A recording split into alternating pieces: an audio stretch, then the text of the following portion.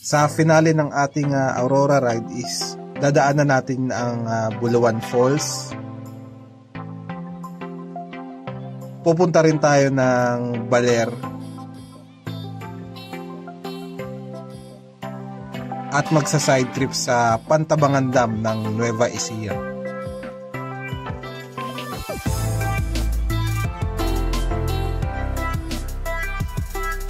So today guys is pabalik na tayo ng Bulacan. So sa ating pagbabalik is susubukan natin daanan pa yung ibang tourist attraction dito sa Aurora.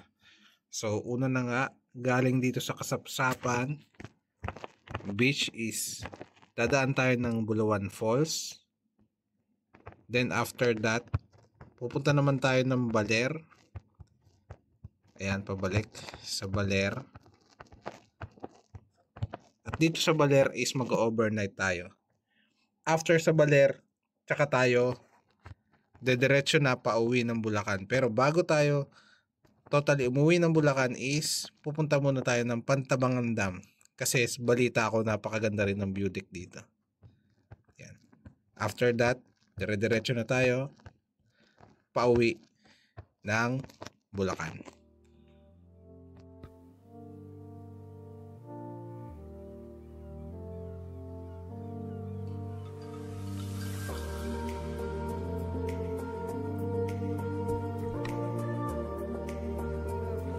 Normally pag pauwi na, medyo hindi na ako nag-take ng video, pero di ko lang mapigilan kasi ayun, napakaganda lang nung daan na to dito sa part na to kasi ginawa nila iba-ibang kulay yung harang. So magdo-drone sana ako, ang problema sobrang init kaya hindi ko na rin nagawa.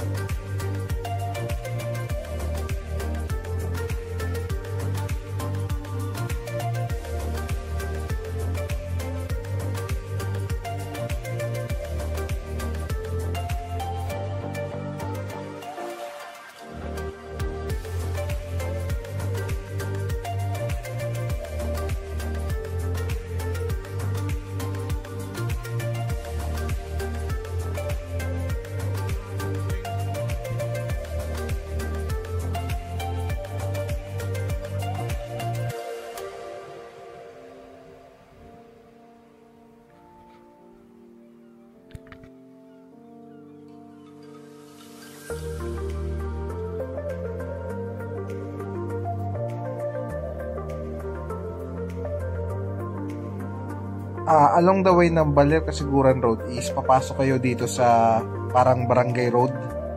Meron namang mga sign na nakasulat, no? Then after nyo lumiko rito is medyo malayo-layo pa yung Bulawan Falls. Siguro mga nasa around 30 minutes pa.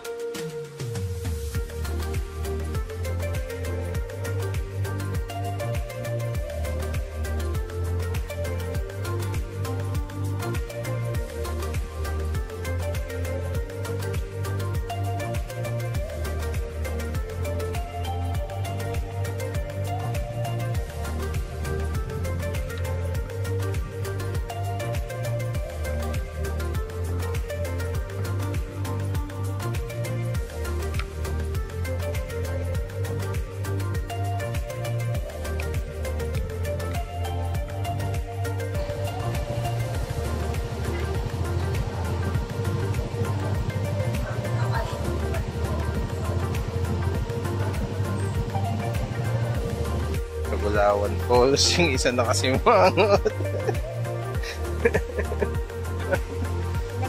Talaga ako ha. Dito. Oh, may mini falls agad. Oh.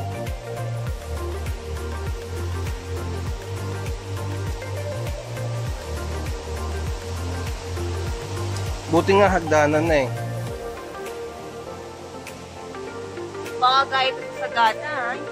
Umiyakan ko. Ito may tulay. Pero... Ano ba ito pinaisip mo ng bigla? Oo. Ganda dito. Sa Bulawan Falls. Parang ang sarap mag ano. Cottage. Ah, grabe, hindi no. Sobrang ang nawasan.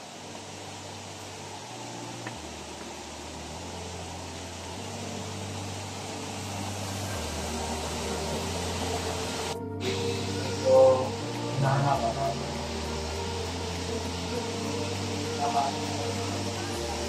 dito na tayo guys. Lawan Falls.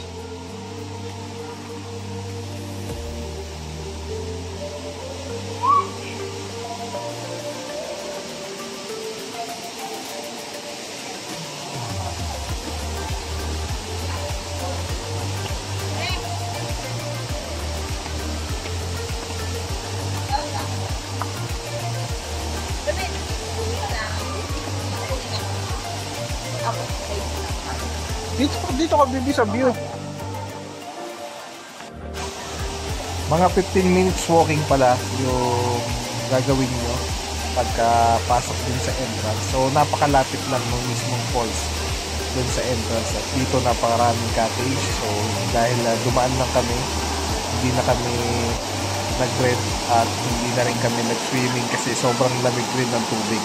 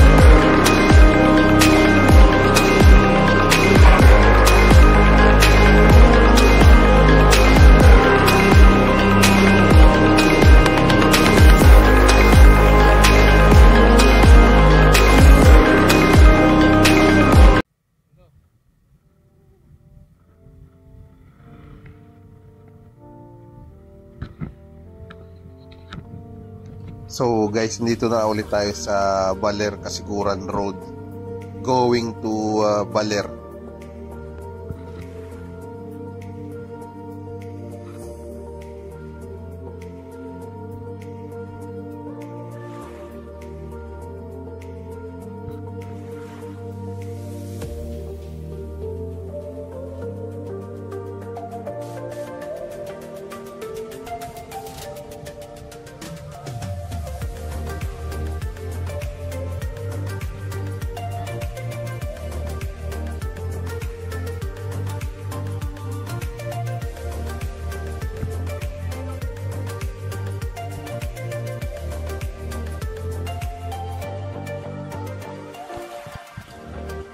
So mas na-appreciate ko lalo itong Baler Kasiguran Road, yung ganda, kasi mas nakita ko siya ngayon kaysa nung papunta kami, kasi sa mga nakapanood nga nung part 1 ng Aurora ride natin is inabutan kami dito ng low pressure area kaya sobrang ulan. Ngayon sobrang aliwalas na ng panahon.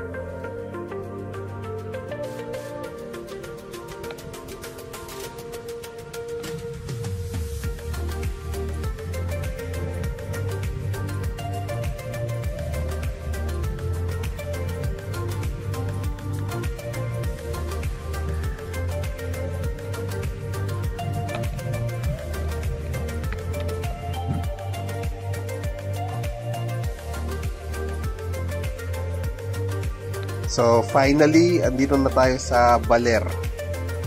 Ang gagawin natin ngayon is maghaharap tayo ng resort na pwede natin na pag-overnight bago tayo tuluyang umuwi sa Bulacan.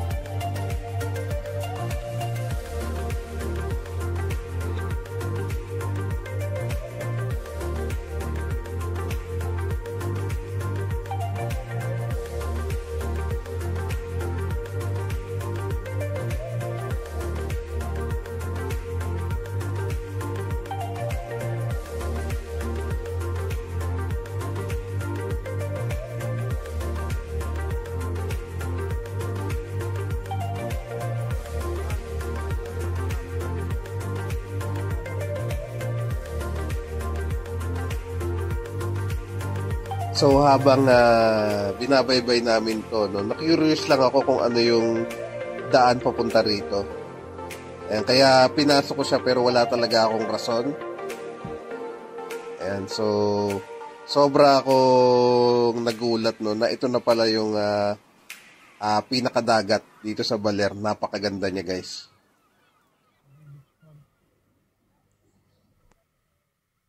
Kailangan bumaba dito.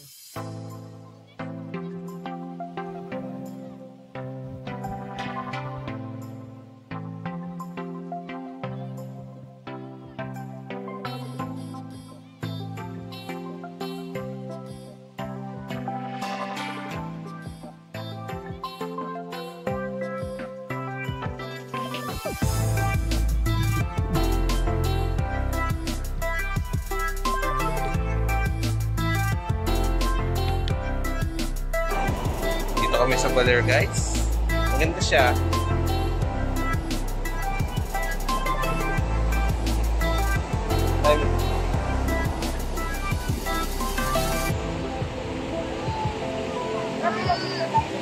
Dito mo na. Baka to. Vlog. Baler Days.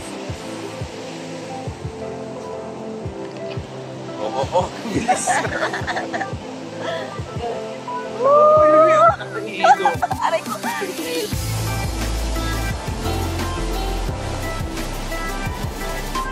Ngayon lang ako nakapunta ng Baler at napakalakas pala talaga ng alon dito, kaya pala naging surfing capital din siya.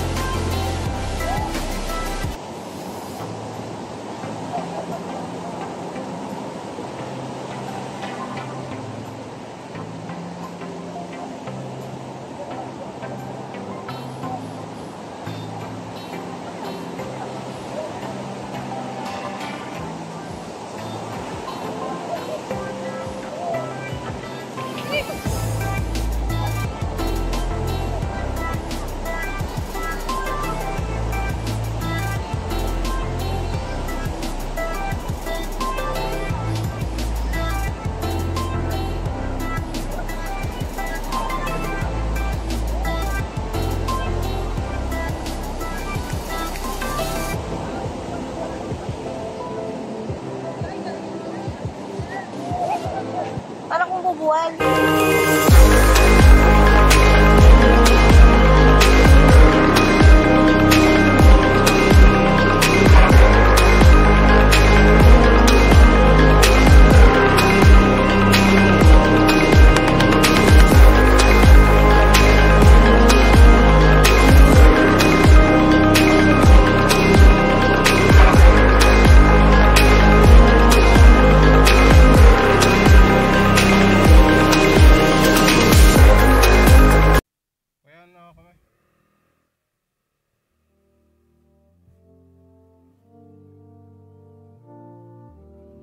So, finally,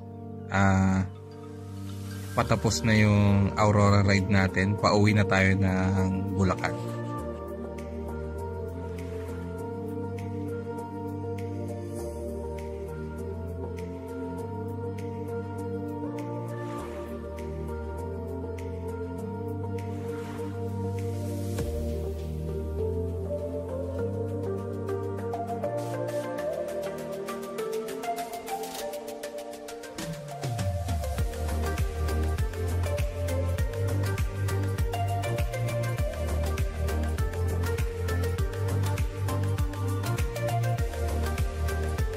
So bago kami tuluyang lumabas ng Baler is napag-decidean muna namin na umikot muna doon sa town proper ng Baler.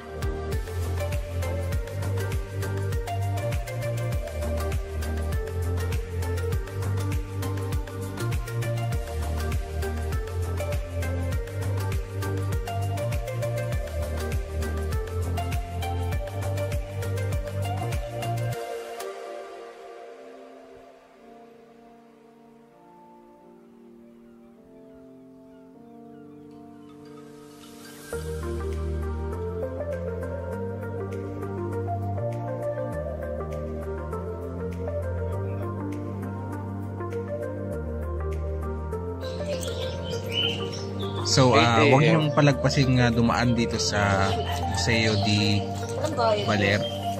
So, dito marami ako natutunan regarding sa province ng Aurora. Yung history ng Baler at ng buong Aurora province.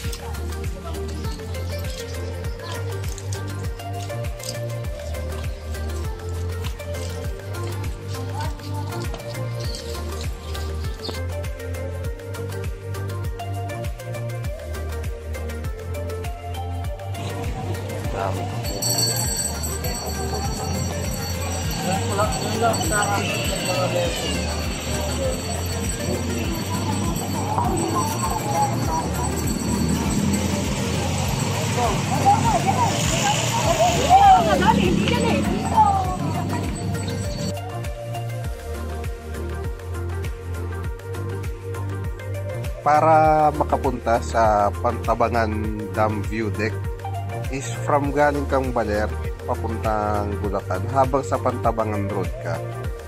Meron ka dadaan ng junction na kakanan ka. Sa maps ang pangalan ng kalsada is San Jose City, pero not sure kung yun talaga yung pangalan ng kalsada na to.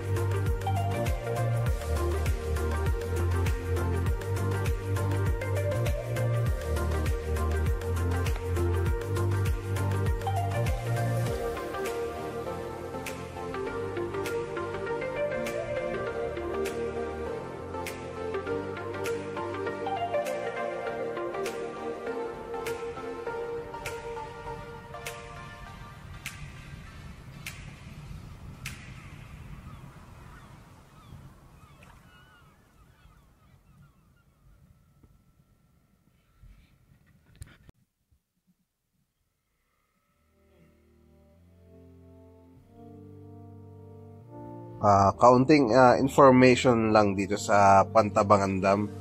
So, itong Pantabangan Dam is nagawa siya sa 1977 pa. So, ang purpose ng dam na to is para sa water irrigation at sa hydroelectric power generation.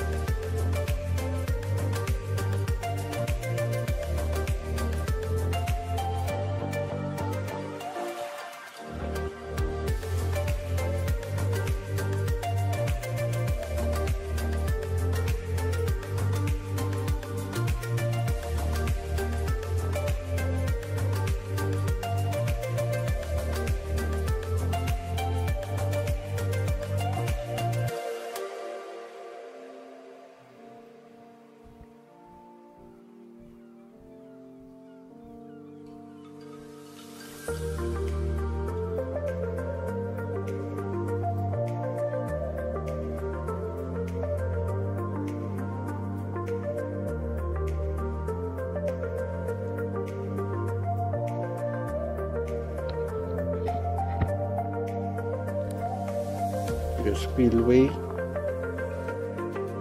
yung pinakapantamangan dam.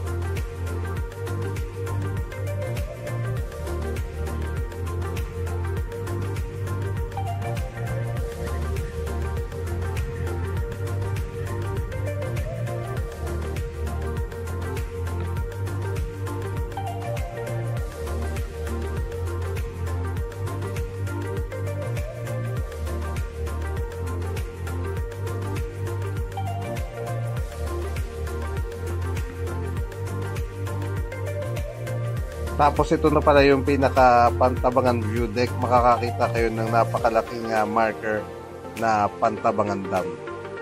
May ilan-ilan rin guys na namamasyal dito ng mga locals.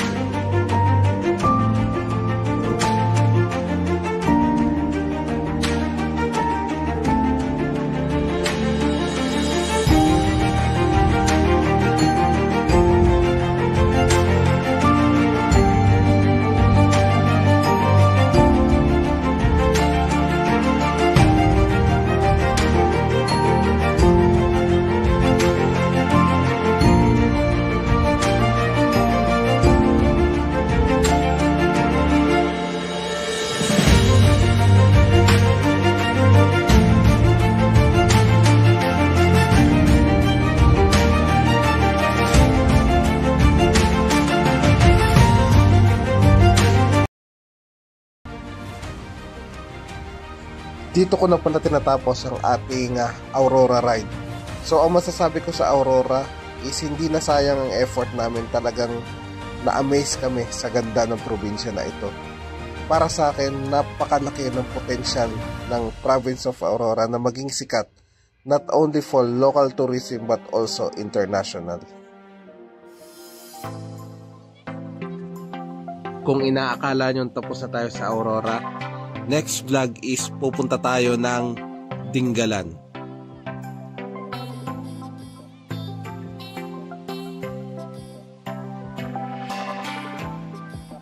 At dadaanan natin ang napakagandang lugar ng Gabaldon sa Nueva Ecija.